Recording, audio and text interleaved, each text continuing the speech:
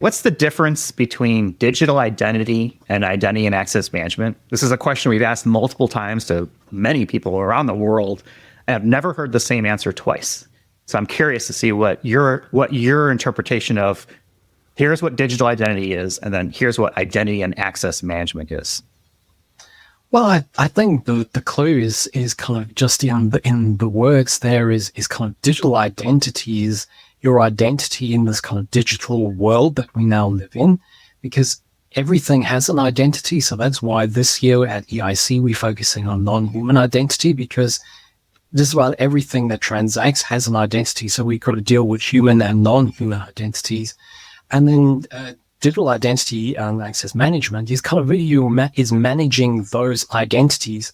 So make sure that these identities are have the correct governance around them, and that they have the correct policies around them. So I kind of see them as being very closely related. But digital identity is kind of general concept. Is about being able to kind of identify people and things in the context of a digital transaction. And the management part is just managing those identities to make sure that they're kind of fastened down and that there is correct governance and policy around them. So I don't know, maybe I've misunderstood the question, but for me, that's kind of the way that falls out in my head.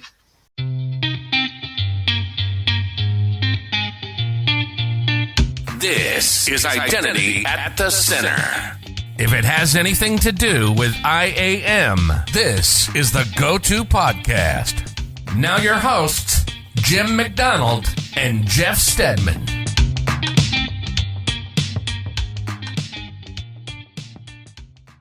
Welcome to the Identity at the Center podcast. I'm Jeff, and that's Jim. Hey, Jim. Hey, Jeff. How are you? Oh, not so bad. Yourself? I'm doing great. I think this is episode, 338? 338. Yeah, it's weeks like this that make me reflect on how big a deal that is, that we haven't missed weeks. I mean, my work calendar has been absolutely slammed. Our guest today, I had to reschedule this meeting twice. So this was third try. I guess third try's the charm since we're all here. I also noticed, and this is a big thank you to our listeners, we had 600,000 downloads or plays on the audio version of the podcast. So Thanks for everyone who's listening. Yeah. I was a little bit delinquent in getting that out there onto our LinkedIn, but yeah, 600,000, who would have thought? And we had 500,000 in December at Gartner, because I had, if you missed our session at Gartner when we were on stage with, I had mentioned that we had just recently crossed 500,000. So yeah, we're picking up steam still, which is amazing. Yeah, it is amazing. And I think the formula for us has been consistency and great guests. So we have a great guest today. We stay consistent in terms of putting out an episode every Monday. We're also on YouTube now, so that's not even counted in that statistic. But if you want to see us, you want to see our guests, I know this format's not great for video, right? An hour long, just looking at people talking to each other. But at least it's an option if you're into it. I think some people like it, some people don't. We'll keep doing it for now and see how it goes. But I mean, where else can you get the silky smooth sounds of my voice and your voice, and the faces for radio that we have that we decided to put on YouTube anyway? So yeah, it's fun. We'll keep doing it, but we'll see. Yeah. Well, I think also one of the biggest things that we've done and we're going to continue to do is put discount codes out there, because I think if you're planning on going to a conference, you have an opportunity to go to a conference, you might as well listen to the podcast at our website. I noticed you moved all the discount codes right to the homepage, idacpodcast.com. Go right there. All the discount codes are there. And you can save big money on conference attendance. Yeah, it's pretty cool. A lot of these conferences partner with us to provide those discounts, so we're always grateful for that and pass the love and the savings on. So yeah, go to idacpodcast.com. Just scroll down below the listen and watch buttons, and you'll see anything that we've got currently active. Sometimes we get them sooner rather than later, so you want to kind of keep an eye out. If there's a conference coming up that you are attending or looking to attend and you don't see on the list, reach out. Maybe we can use our popularity or whatever it is, right, to see if we can get a discount code for that one and kind of show the love. But that was Jim, I am very impressed because that was almost a professional segue into reading these discount codes. Well, after episode 337, it finally clicked. Well, let's read for those because we got a couple that we're going to talk about. The first one is the one that really this episode's focused on. That's in Berlin. It's the European Identity and Cloud Conference. That is May 6th through 9th in Berlin, as I mentioned. If you use the code IDAC25MKO, that'll save you 25%. Definitely want to take advantage of that before time runs out on it. And we hope to see folks there. Won't spend too much on that right now because we want to get to our guest of Warwick here in a second. But the other one that we've got is Identiverse. So right after EIC, a couple weeks later, you and I will be at Identiverse. That's in Las Vegas, June 3rd to the 6th. And if you use the code IDV25-IDAC25, 25% off for that as well. Starting to see a trend here. Don't worry about trying to remember these. Again, they'll be on our website. Also put them in the show notes for people to check out, whether you're on the YouTube description or the podcast player or whatever it may be. But looking forward to both of those. We have some exciting things planned for both events.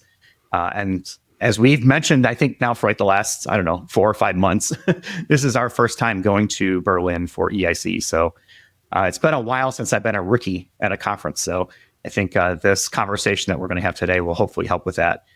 Anything else, Jim, you want to mention, or should we get right to it? I think we get right to it. I did want to mention that I'm going to Europe the week before, so we're making the most out of this trip, right? So I'm going to go to Oslo, Norway, and do Identibeer there with the local Identirati, and then I'll be moving on to spend the weekend in Copenhagen. I think that's going to be just R&R, and then to Berlin. So 3 places I've never been. Really excited about that. That's another thing that rarely happens, right? Because we've been crisscrossing this country for so long, and we do spend most of our time in the country. To go somewhere and it's going to be all new places, that's going to be pretty fun. Yeah, I love to travel, especially places I've never been before. So I am definitely looking forward to it. But why don't we get to our guest? His name is Warwick Ashford. He's a senior analyst at KuppingerCole Analysts. Welcome to the show, Warwick. Well, thanks for having me, Jim, Jeff.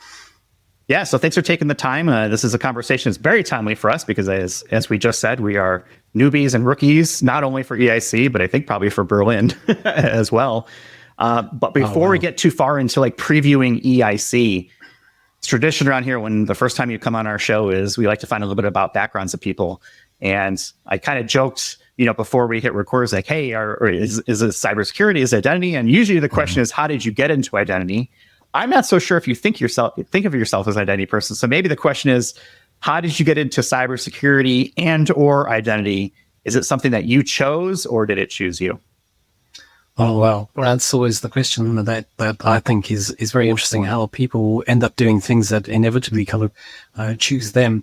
But I'm only focused on cybersecurity. I spent sort of 20 odd years in cybersecurity journalism. But as part of that, I was attending EIC, and that's kind of was my first contact with as you mentioned, the identity of the world. And identity is really at the center of cybersecurity. See what I did there?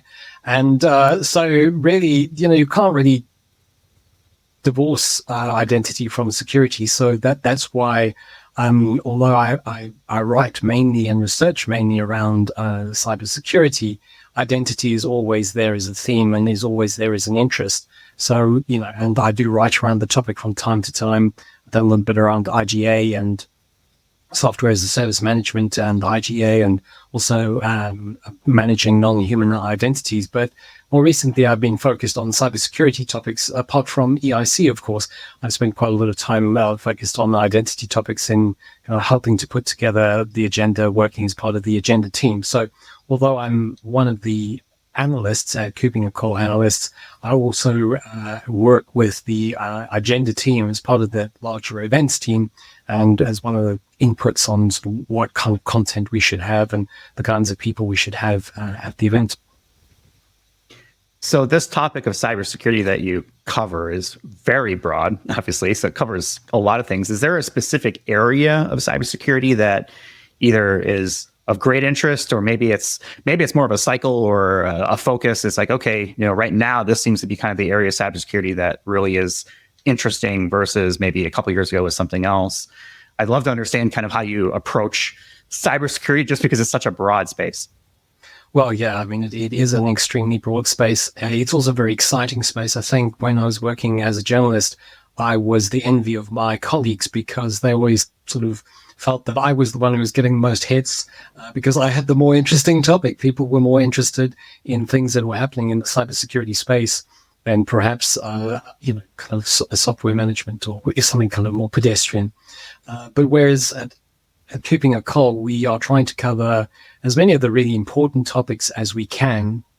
Obviously, that's changing as we now get kind of more into the world of AI, and there's a huger focus on things like ITDR. But personally, most recently, I've done a report on managed detection and response. And so that's kind of very interesting for me. And I'm quite excited about it, just simply because it does involve the whole question of identity, but it also looks at the whole way we're using AI in security. And I think that in time, more and more people will consume security as a service, or as a managed service of some kind, because really nobody's got time to focus on the rapid changes in the cybersecurity world. They're kind of trying to focus on their core business, right? They're not security experts. So I think that this whole idea of just being able to hand it off to a third party who have the resources, who have the team of tier 1, 2, 3 analysts who are able to kind of make sense of what the AI is crunching down for them. I think that's a definite trend. I mean, you speak to some of the bigger organizations that go, oh, no, we'll never go. It's the managed services. And like, I like to keep everything in-house and I like to do it all myself.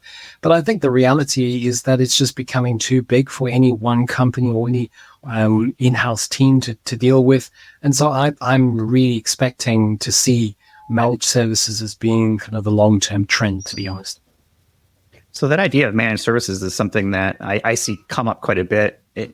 It can be expensive, but I guess what is the alternative? Is it, well, hackers, if you're going to attack us, please only do it during business hours of 9 to 5, Monday through Friday. Thank you very much. Right? That's not how it works. So, and I guess for full disclosure, right, the company that Jim and I work for, RSM, right, we do some of that work as well. But I do hear this conversation come up quite a bit of this idea of 24/7 SOCs and, managed responses and things like that. I'm always curious to hear from people who are covering this space. How do people justify, I guess, the spend to get to that? Because these services typically are not cheap, but the alternative could be far, far worse. I'm just curious what your thoughts are on that. Well, I think that the trend, like the explanation that you can give is that getting the talent and having the team on site, that's really expensive. And it's difficult. I mean, it's really difficult to find the right people at the right time. So whereas if you go the managed services route, you have access to an experienced team who are following all the latest trends, who've got multiple sources of input, have got all the kind of intel that they need, without you having to keep them on a monthly payroll. They're just there when you need them. And so I think that makes huge amount of sense, really. Hey, Warwick, I'd like to shift topics to EIC because that's really what we want to get into in this episode. What can we expect? Okay, we're newbies. I know there are a lot of people who have been there before who are coming again. So maybe you can kind of address that question for both types of people. So someone who's never been there before, but what's also different this year than years past? Well, I would say that I think EIC is pretty awesome. It aims to be comprehensive. It also aims to be influential. I mean, a lot of the people there are standards writers and are working on the standards bodies and are actually working to shape identity. And then a lot of it's around collaboration and forward-looking as to what's coming down the track. So this year, I mean, is the 18th EIC, and so as I always say that I sound biased towards EIC in saying really that it's an awesome event, but I've been attending it for about 10 years, although I've only been working for KuppingerCole Analysts for the past 5 years, and I've only been involved in the agenda team for the past 2 years. And so I have kind of a third party or an outside perspective. And when I was attending the event as a cybersecurity journalist, I was always terribly impressed by the content.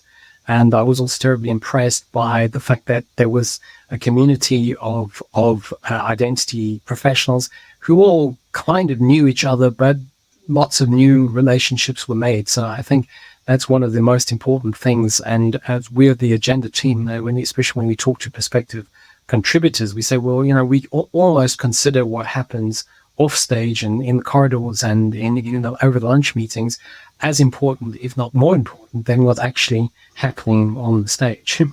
Totally agree. Yeah, I mean, that's something Jeff and I say all the time, is that the big benefit for conferences is the hallway conversations.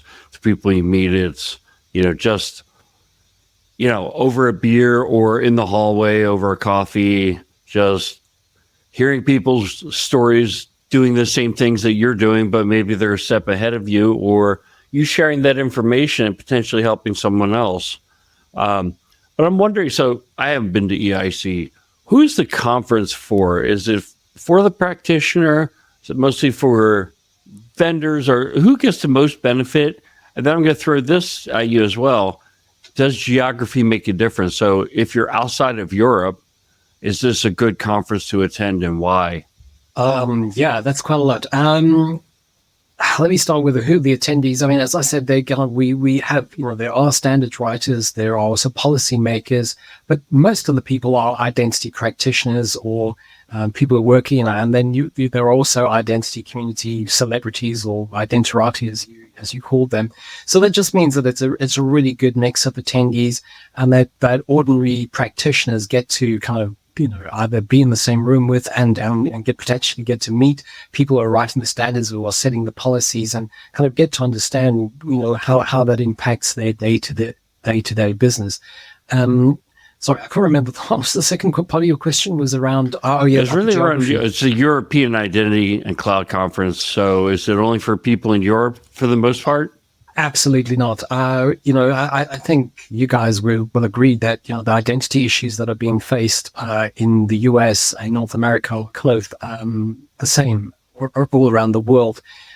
So at the European Identity Conference, we're obviously going to focus on things like EIDAS and looking at what's been done within the European context, but that sort of informs the thinking elsewhere in the world anyway. I don't think I don't think it's a good idea that people are working in isolation. And I think the identity community in general doesn't tend to work in isolation. But that said, we do have an international component, and that has been increasing over the past couple of years. And so this year we have people from all over North America, South America, Australia, Japan. We have quite a large contingent from Japan coming this year, looking at projects that they're doing in terms of interoperability and getting international identity standards. So I think the global component is just only increasing. So I would say it's definitely not for only people in Europe. I mean, obviously, those who are interested in what is happening in Europe and who want to learn from what is happening in Europe, that's also a good idea too, but by no means just for European attendees. Well, that sounds great. I think one of the things that I'm really looking forward to is I love reading the reports that KuppingerCole Analysts puts out. I see a lot of the analysts are speaking at the conference, so that's one of the things that I'm really looking forward to, is what are those presentations going to be like? Are there any main themes for the conference this year? Does anything stand out as like that's one of the tracks or a theme that the conference has? Well, it's sort of we tried to look at building the infrastructure, building the ecosystem. So that's kind of not that we want to not that every presentation speaks to the theme, but we've really tried to bring out the whole topic of the necessity of building an ecosystem, because it's all very well saying, okay, we've got a paradigm shift in identity and we need to take care of things like AI and identity and all these other kinds of things. And we need to go decentralized and we need to this and we need to that. But if there's no sort of ecosystem to support this, and there are no kind of business models being developed behind this, then you're not going to make any progress. So we've tried to kind of focus on that. But I mean, just to get back to the beginning, really, you can expect 4 days of really solid content. There are going to be 7 workshops. There are 5 streams. Again, I hesitate to use the word track or themes, but we've organized it around 5 topic areas, and I'll go into those in more detail maybe a bit later. But there are about more than 200 presentations. I counted up, and there are like 37 keynote presentations. And these are not just strategic and technical insights. So it's not just strategic or just technical, but it's both. But as I said earlier, it's about shaping the future of identity and, that whole thing of engaging with peers, and then sort of meeting people who are community leaders. And then, of course, there's the show floor. There's an opportunity to speak to the sponsors and to see how the vendors are innovating and just get an idea of where they're going. So there's kind of all of that. And then, if I can go into detail about the streams. So we've got 5 different streams. One we're calling Upgrade Reality, for want of a better word.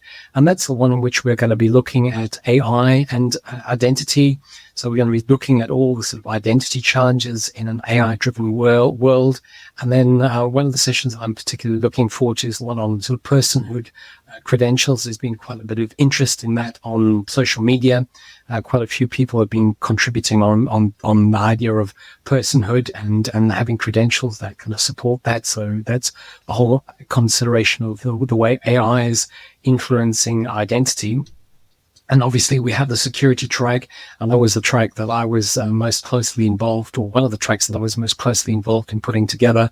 And we're obviously looking there at security and identity, and topics like zero trust identity and identity-centric security.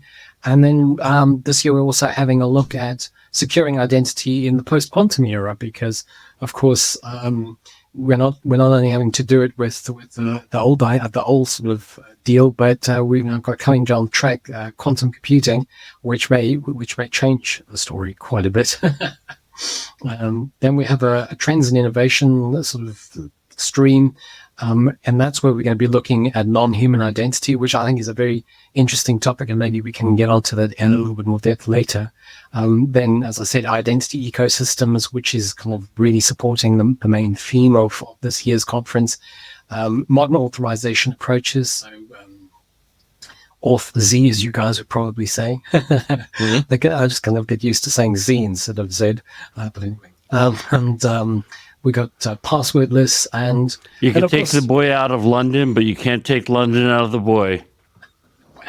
Sort of, as one of my former colleagues, US colleagues, used to say, never have two nations been more divided by a common language. And then this year also, we've put a lot of influence on inclusivity in identity, and maybe later I can talk about some of the kind of the keynotes that we've got around that. And then the next stream that we can look at is inside the enterprise. So this is kind of core IAM topics. So just anything to do with IAM, IGA, compliance, CIAM or CM. I don't know which you guys prefer. And then we're also going to be looking at modernizing legacy IAM, because I think this is a challenge that a lot of organizations have got, is that they've invested heavily in IAM systems, and now suddenly the world is changing. Everything's based on digital services. It's services based, and they're not to mention the kind of AI thing again. So they're having to kind of take what they have and kind of modernize that legacy IAM and make it relevant today. And then one of the kind of most important tracks, I think, is beyond the enterprise. Now, this is where we're looking kind of at IAM, but in the world, we want to kind of written large. And so this is where we're looking at all the EIDAS, latest EIDAS 2 issues. Obviously, that is important for Europe. But as I said earlier, I think this is something that the rest of the world can learn from. I think what they're doing or what we're doing in Europe can really inform what the rest of the world is doing, and we can sort of help inform the conversations about how to make these things work together. And then, that again speaks to the theme of ecosystems that are interoperable and standards that are interoperable. And so decentralized identity is going to be a big topic in that thing, in that stream.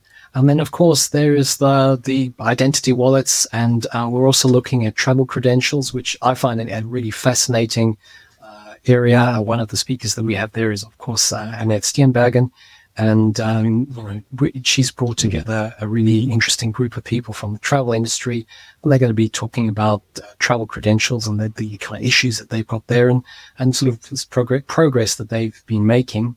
And then the global standards for digital identity. I think, ultimately we all kind of transact with each other, and it is global, and we're seeing in increasing globalization of all kinds. So, the digital identity has got to kind of catch up with that. You had a little bit of something for everyone, it sounds like. I mean, it's a real smorgasbord of identity topics. I love that. And it's going to bring a lot of different perspectives together. And I think it's this idea of ecosystems that kind of brings it together. Do you want to talk a little bit more about what the identity ecosystems are, or how people should think about that, since that's like the overarching theme of the conference?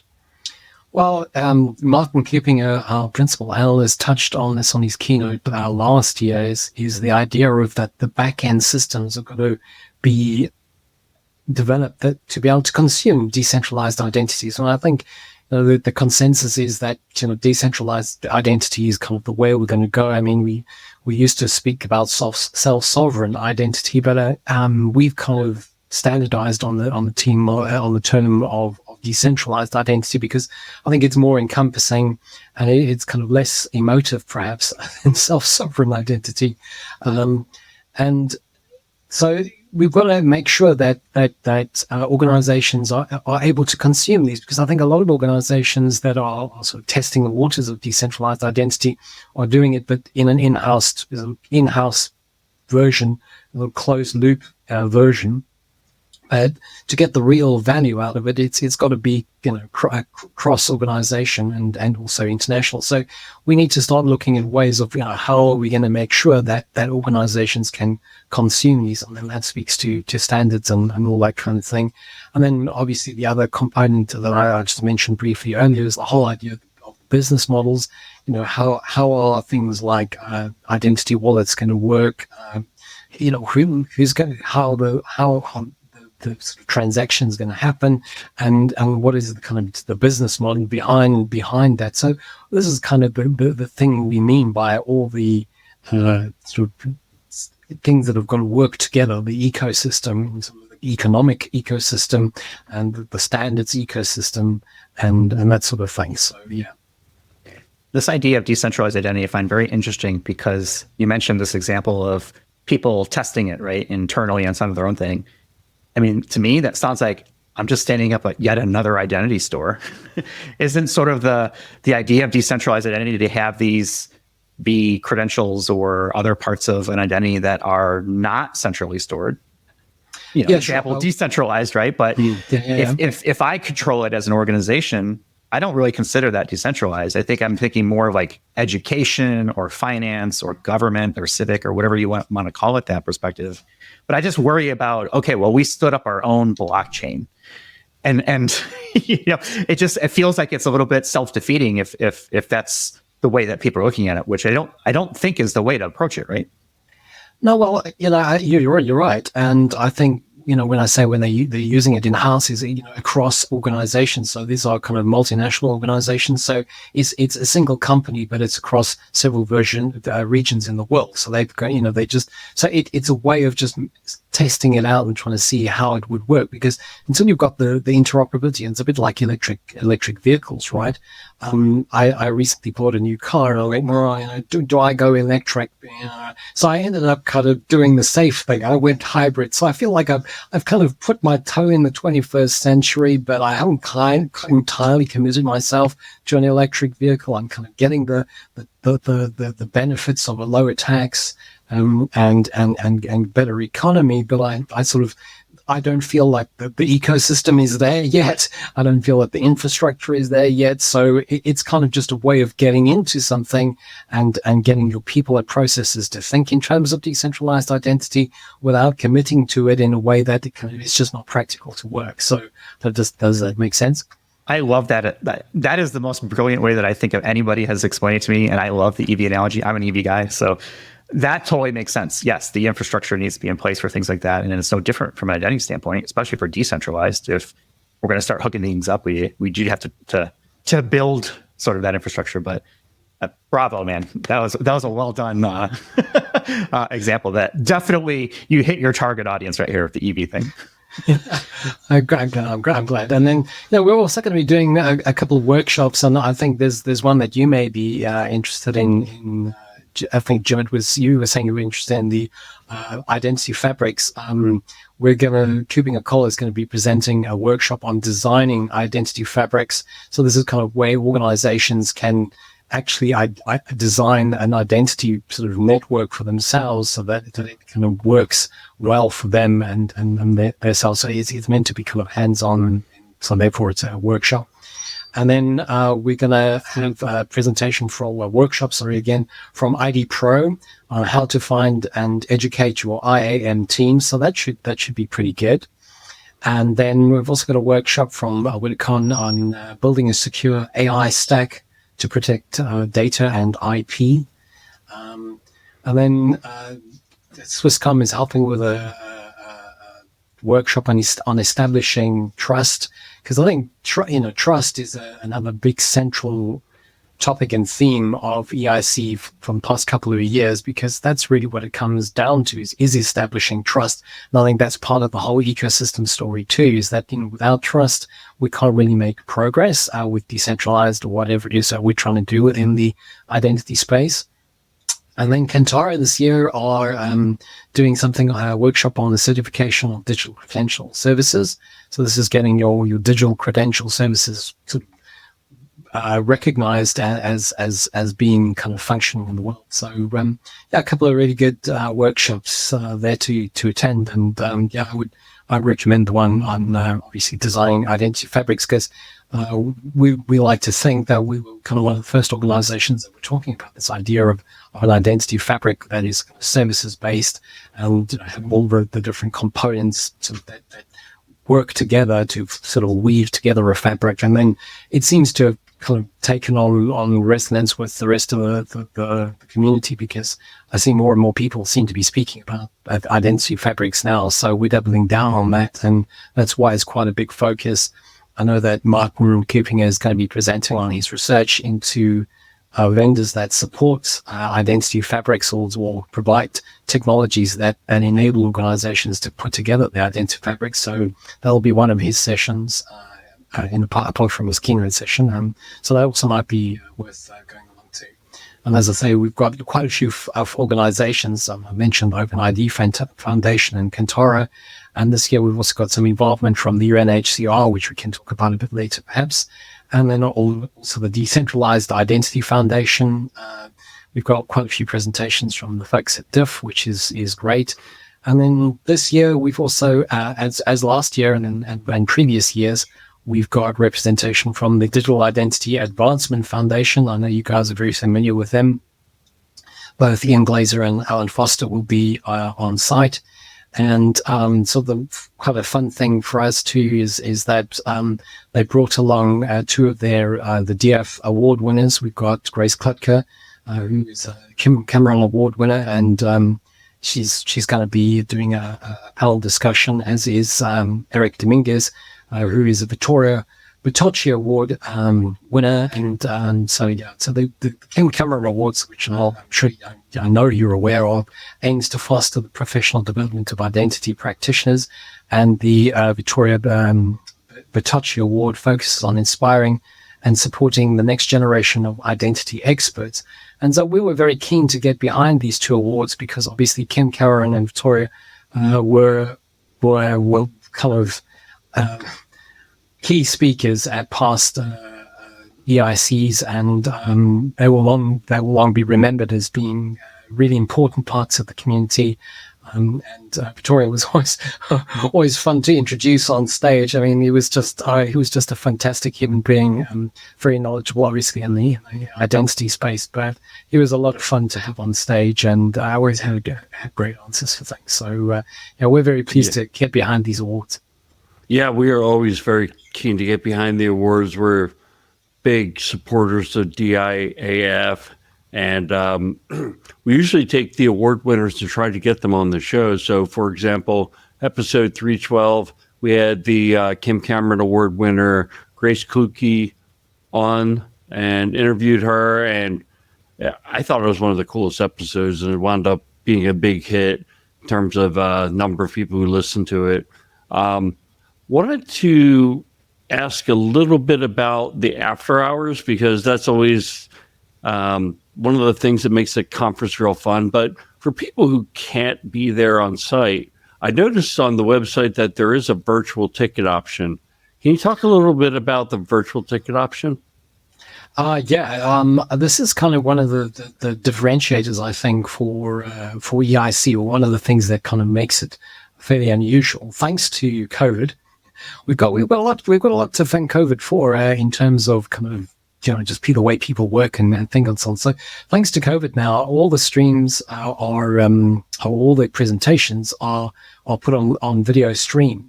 So this means that people who have got a full conference ticket can not, they don't have to be on site sort of every single minute of the day. But the other great thing is that they don't have to make that awful conference. I know you're also familiar with this problem. You go to a conference and you look at the agenda, you think, oh, damn, there's this person speaking on this topic. And at the very same time, there's this person speaking on the topic. I really want to go to both. And I can't make up my mind. And then you decide to go to one. And then all while you're sitting there, you think, oh, damn, maybe I should have gone to the other. Anyway, so it's one of the really great things about EIC is that you don't have to make that decision, because if you have a full ticket, you have got access to all the sessions after the event. So you can decide which ones you want to see live, and then all the ones that you would like to have seen and weren't able to do just because of time and space, you can catch up. So I think that's one of the kind of key benefits of EIC. I think I'll be in that boat. And again, we've got the discount code that we've covered in the beginning of the show. So if you're interested in the virtual ticket option, or you can't be there physically, that's an option for you. I did want to talk a little bit about kind of the after hours opportunity. I hear there's a dinner cruise or a river cruise. It's only a rumor to me so far, because I haven't actually seen anything about this, but I want to make sure I get registered in time. Yeah, no. So that'll be via the app. That's the important thing, to make sure that you have the app downloaded and that you kind of interact that way. There are actually this year there are two boats, because in previous years the demand has been so high. So this is a Spray River cruise. It's just kind of cruising down the Spray River, which runs through the center of Berlin, going past all the kind of main sites that are along the river. But each of the two boats are being sponsored this year. So you simply have to contact the sponsors and just ask for an invitation. And hopefully you'll kind of make the cut. I think it's on a first come, first served basis. So you want to make sure that as soon as you get on site, you make your application for that. And then if you don't make the first cut, then there's always the hope that on the evening that there are people who don't take up their invitation, and then the waiting list. There's kind of like a last minute waiting list. But the best course of action would be to get registered as soon as you can, and to make sure that you're all that you'll be on that on one of the cruises anyway. That's one of the best things about conferences, I think, is like all this stuff that takes place outside of the hours. Those are when you have really good conversations and can kind of get fun events. So would definitely encourage people to get out there, right, and enjoy sort of the events, right, that take place. So that I love that pro tip of getting the app and making sure that you register. So I wasn't sure how to set this up. So hopefully I'll see people on a cruise one of those nights. I want to do a little bit of a lightning round with you because I know we've got just a couple minutes left here. Oh goodness, because I mean, there's just so much more I can talk about because I know there's. I didn't talk about the happy hours. I didn't talk about the women in identity lunch. I didn't talk about the drinks receptions. We just talked about the Spray River cruise. I mean, that's kind of yeah. And of course, there's the 5 kilometer morning run, which I'm sure you guys are going to be on. I mean, I know I'm not. I mean, yeah, I'll be passing on that one.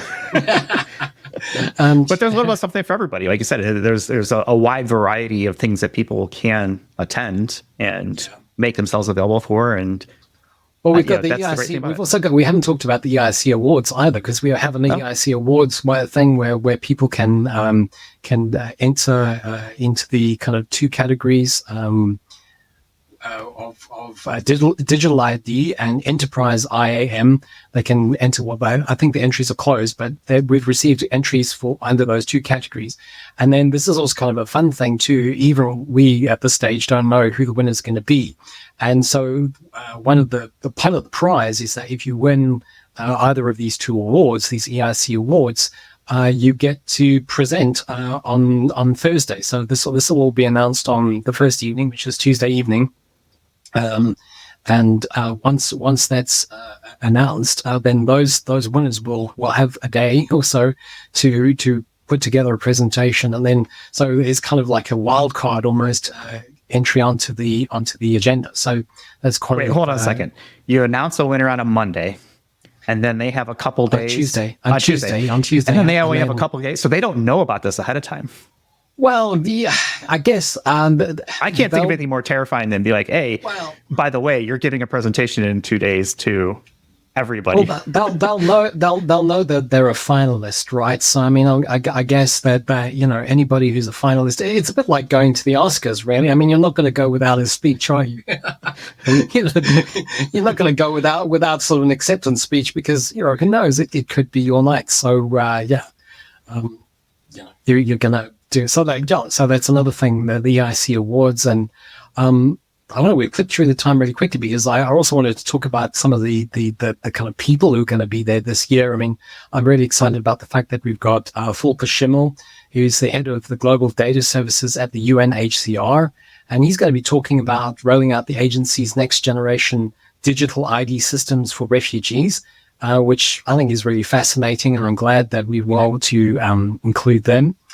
We've also got Paul Toomey, who's the co-chair of the Global Initiative for Digital Empowerment Guide, and he's going to be looking at a proposal for the next stage of the European digital ecosystem. So there you have on the team, on the theme. And once again this year, we're going to be joined by Max Schrems. So I'm sure everybody knows who he is, certainly in Europe, as the privacy activist who took on and won with Facebook. We've got Dr. Torsten Lodderstedt, who's the lead architect for Germany's EU digital identity wallet.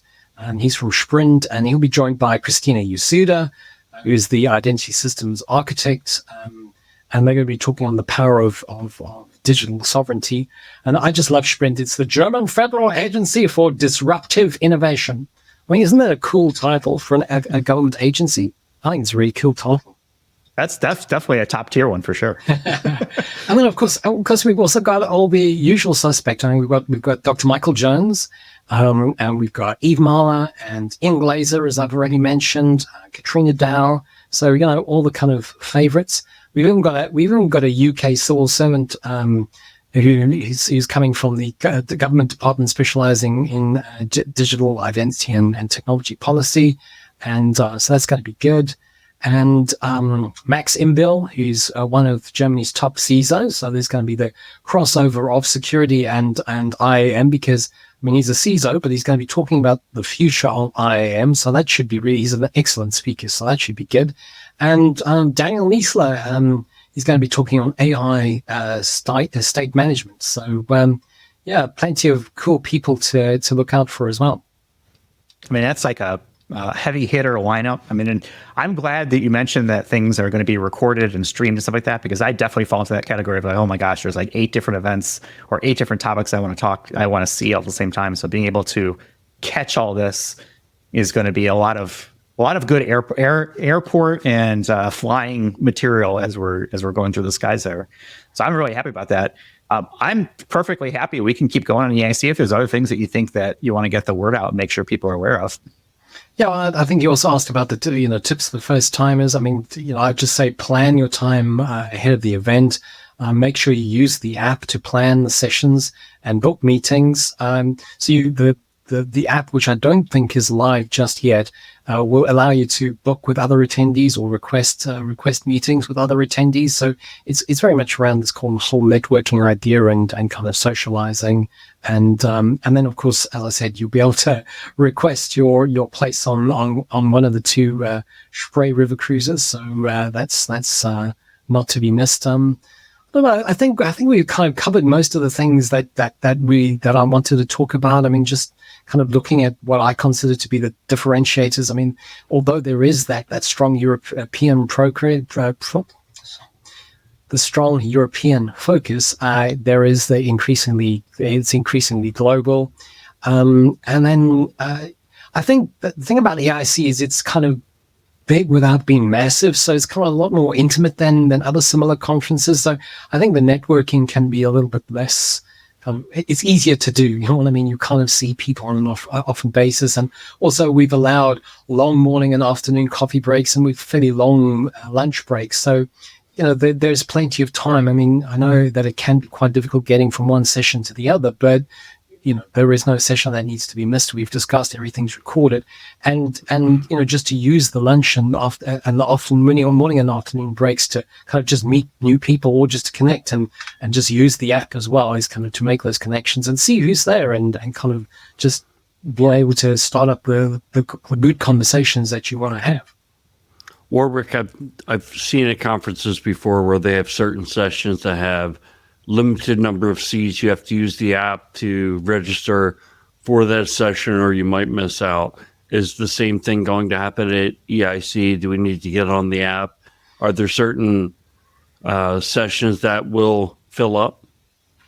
Well, yeah, they tend to be some, but we've, again, the agenda team, we've tried to fit the topics to the room capacities, if you know what I mean. So we kind of can predict which rooms are going to be the most, or which topics are going to be the most popular. So we've tried to schedule the most popular topics in the biggest rooms. I can't guarantee that, everybody will get a seat every time, but it's certainly not what you would see like yourself. I often used to see at RSA where there was like a long line of people outside and you weren't really sure whether you were going to get in or not. It is on a first come, first serve basis, but you should be able to make it. And I mean, if worst comes to the worst, you don't make it, then you can just hop on your mobile device and you can watch it straight onto your device because it's live streamed.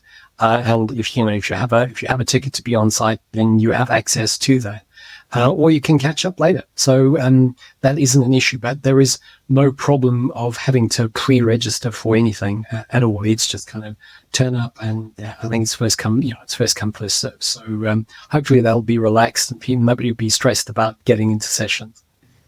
I love the concept of a relaxed environment like that, because I feel like no matter how many seats you might have in an auditorium or whatever the presentation is, it doesn't matter. You're always going to have a line of people just standing in the back.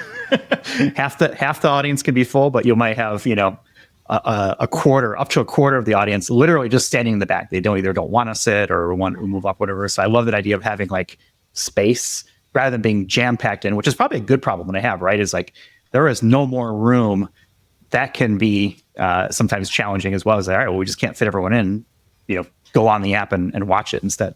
although as a moderator, I always find it so amusing that people will sooner stand at the back than come and sit in the front. I'm one of those people. I don't know what it is. I'd rather stand in the back than be like front row staring up.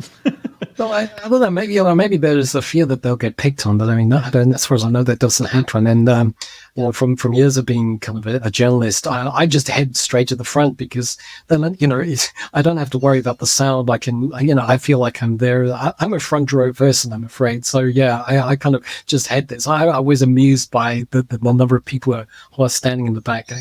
Come on, Jeff, move to the front. It's actually the best spot to sit because then you can really be part of the conversation. You feel like you're really part of the conversation, and you can lip read if necessary. All right, Warwick, I'll do it for you. I will typically support people I know and try to get up front, which is hey, people are talking. Okay, let's do a quick lightning round before we wrap things up, because I do want to get your thoughts on a few different things. We talked a little bit about AI already, but just give me kind of a brief lightning answer to where do you see AI in cybersecurity and bonus points for things that you maybe see in the next couple of years on the identity side of things. What should people listening to this be on the lookout for? Well, I think the main thing about AI is transparency. Is kind of and is the good thing is about it is enables visibility. So I think really the great thing about AI is that it's enabling people to kind of do things automatically quickly that they haven't been able to do before. So things like managing permissions, conflicts, and things like that. I mean, it's nearly impossible for human beings across large organizations to kind of figure out if there's a permissions clash or a conflict, or if there's a separation of duties issue or things like that. And in security, kind of pattern recognition, we know that AI is really good at this.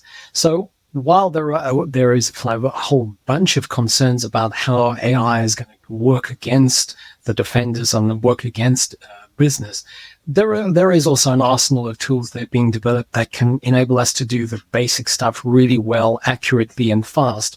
And that's kind of hopefully going to free up people to kind of just focus on the really strategic and the really important things. So I'm really optimistic. I mean, I heard Jeremy Fleming, who's former head of GCHQ here in the UK, speaking earlier this week, and he said that on balance, he thinks that kind of AI is just going to be on the side of the defender. And I kind of, who am I? But I agree with that. And I like to think that that's true. What's the difference between digital identity and identity and access management? This is a question we've asked multiple times to many people around the world, and I've never heard the same answer twice.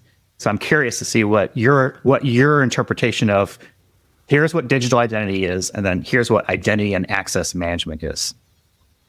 Well, I think the clue is kind of just in the words there is kind of digital identities, your identity in this kind of digital world that we now live in, because everything has an identity. So that's why this year at EIC, we're focusing on non-human identity, because just about everything that transacts has an identity. So we've got to deal with human and non-human identities. And then digital identity and access management is kind of is managing those identities. So make sure that these identities are have the correct governance around them, and that they have the correct policies around them. So I kind of see them as being very closely related. But digital identity is kind of general concept. Is about being able to kind of identify people and things in the context of a digital transaction. And the management part is just managing those identities to make sure that they kind of fasten down and that there is correct governance and policy around them. So I don't know, maybe I've misunderstood the question, but for me, that's kind of the way that falls out in my head.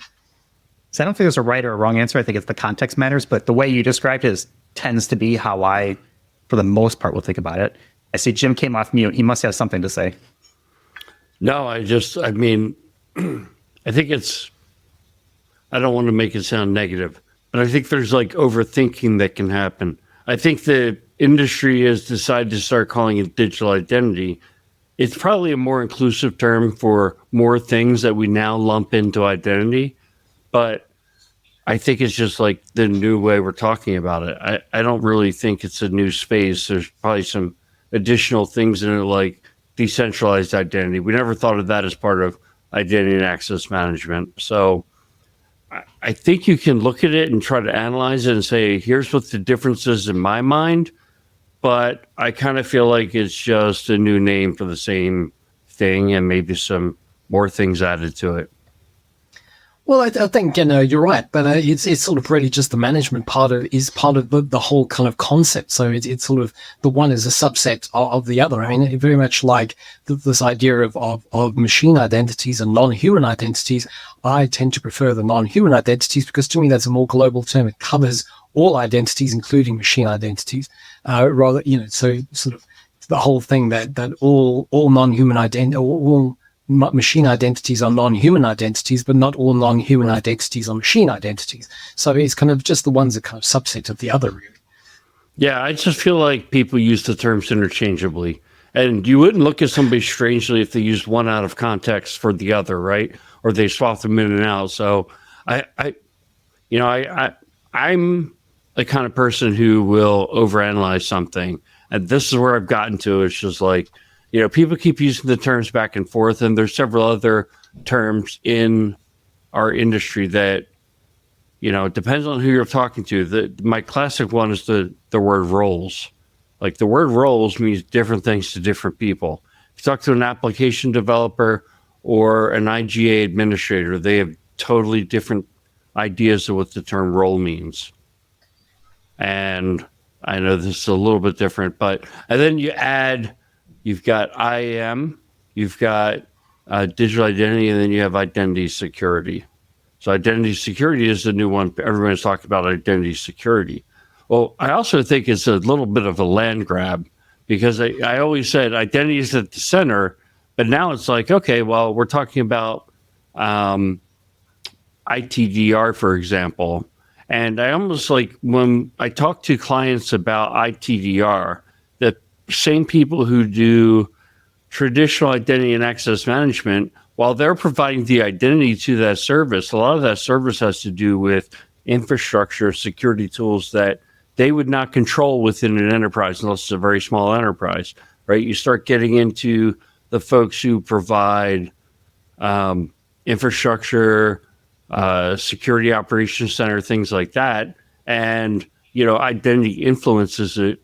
But so now identity is becoming bigger and bigger. And it's almost like at some point, there will not be information security. There will only be identity.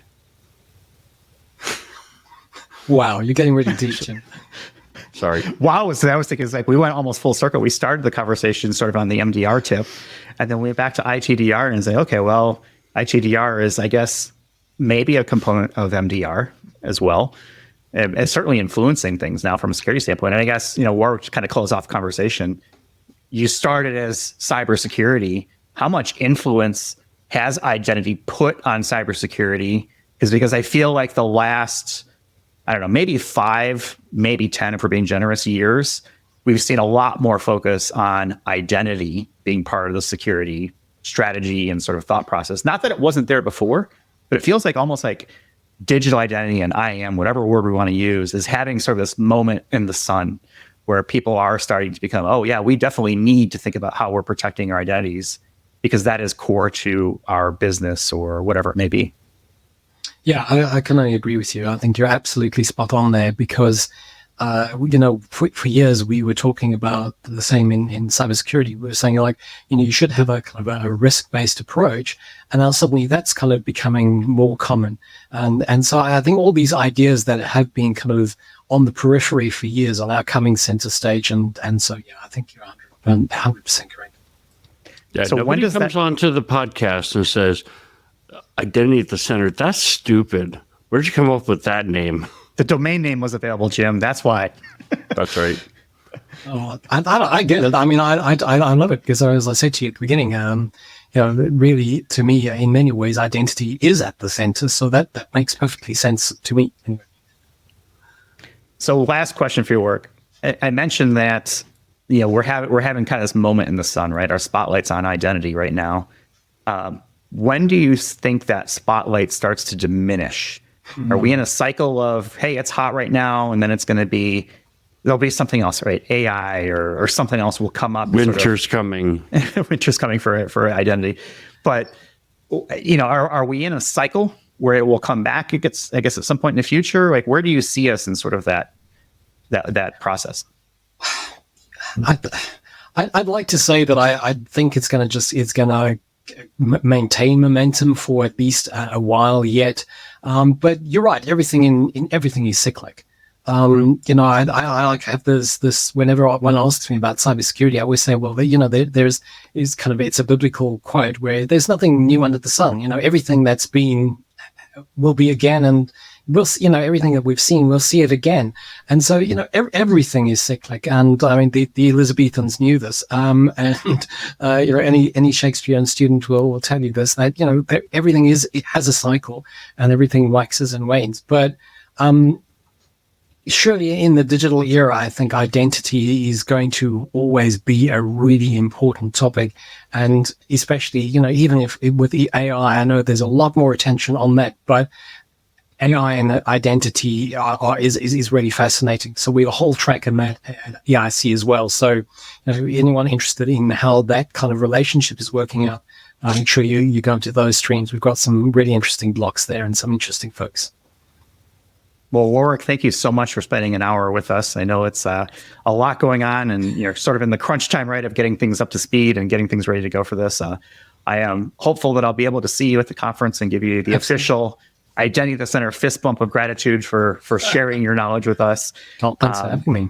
We'll have our links in our show notes for people to check out. So we'll typically put our guests' LinkedIn. So if people want to reach out to you on LinkedIn, they can do that, as well as our discount codes and things like that. So thank you so much for being part of this. And we hope to have you back on. I said I'm looking forward to meeting you at EIC in Berlin in just a couple of months from now. So we'll go with and wrap it up for this week. You can visit us on the web, idcpodcast.com. Scroll down on that main page and you'll see all of our current discount codes. Let's see what else. The YouTube channel, idacpodcast.tv, will take you straight to that. Connect with Jim and I. We're always looking for guests and topics and things like that. And always happy to engage with folks who are of like minds or interests. And don't forget to subscribe, hit that subscribe button, whatever it is on whatever platform you're using. Share it with friends or enemies. That's fine. As long as somebody's listening, doesn't matter, or watching. So with that, we'll have leave for this week. Thanks everyone for watching or listening, and we'll talk with y'all in the next one. You've been listening to Identity at the Center. We hope you've enjoyed the show. Make sure to like, rate, and review, and we'll be back soon. But in the meantime, hit the website at identityatthecenter.com. See you next time on Identity at the Center.